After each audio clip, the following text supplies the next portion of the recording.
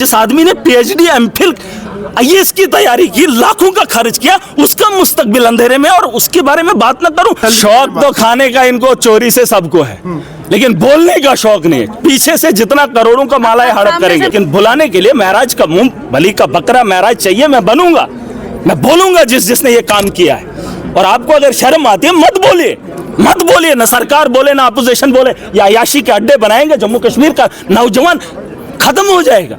किसने नशा क्या है, शराब के ठेके किसके दौर में खुले, आप मुझे बताओ ना। तो बीजेपी वालों ने कौन सा प्रोटेस्ट किया?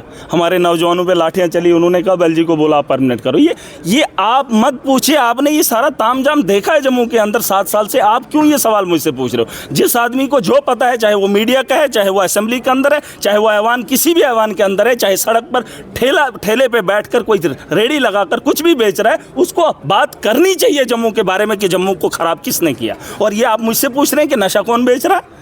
आप मुझसे पूछ रहे हैं, आपको नहीं पता? सबको पता है, लेकिन बुलाने के लिए महराज का मुंह बलि का बकरा महराज चाहिए। मैं बनूंगा, मैं बोलूंगा जिसने ये काम किया है। और आपको अगर शर्म आती है मत बोलिए, मत बोलिए। ना सरकार बोले ना अपोजिशन बोले, या अयाशी के अड्डे बनाएंगे। जम्मू कश्मीर का नौजवान खत्म हो जाएगा।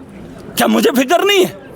मैंने कहा कि हम तो ऐवान में चुनकर आए हैं, हमें 1.5 लाख, मैंने कहा 1,60,000 मेरी तनख्वाह, मेरी 3 लाख कर लीजिए। अरे मेरे अलावा जिस आदमी ने पीएचडी एमफिल आईएएस की तैयारी की, लाखों का खर्च किया, उसका मुस्तकबिल अंधेरे में, और उसके बारे में बात न करूं। अगर मुझे फिक्र 3 लाख की हो रही है, क्योंकि मेरे घर के अंदर लोग आएंगे, मेरे गांव से लोग आएंगे, मुझे गांव के अंदर खर्चा करना है, मैंने लोगों को देना है, और 1,60,000 से मेरा काम नहीं चलेगा। सोच लीजिए मेरे जैसे जो नौजवान है उनकी भी जिंदगी होनी चाहिए। 3 लाख होनी चाहिए। देखिए करप्शन, इनको तो ठेकेदारी करनी, मुझे ठेकेदारी नहीं करनी।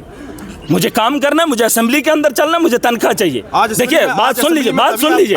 मेरी सैलरी जो है बढ़ाई जाए, सिर्फ मेरी अपोजिशन को अगर चाहिए लिखत में, किसी ने इस बात के ऊपर बात नहीं की। आप ही हैं जिनने सैलरी। शौक तो खाने का इनको चोरी से सबको है, लेकिन बोलने का शौक नहीं है। पीछे से जितना करोड़ों का माला है हड़प करेंगे। देखिए मैंने कहा मुझे चाहिए 3 लाख, क्योंकि मैं लूटने वाला नहीं हूं, मैं गरीब के साथ जुल्म नहीं करने वाला हूं। आवाम का पैसा आवाम को दूंगा, लेकिन मुझे मेरा हक चाहिए, क्योंकि 1.5 लाख से मेरा काम नहीं चलेगा। क्योंकि गाड़ी के अंदर तेल डालना मुझे है, लोग मेरे पास आएंगे, उनके खाने पीने का इंतजाम मुझे करना है। तो 1.5 लाख से बात नहीं बनेगी। देखिए ज़रूरियात की चीज़ें बढ़ जाती हैं, तो उसके लिए मैंने सैलरी की मांग की है। मेरा साइड बिजनेस, ये बिजनेसमैन है।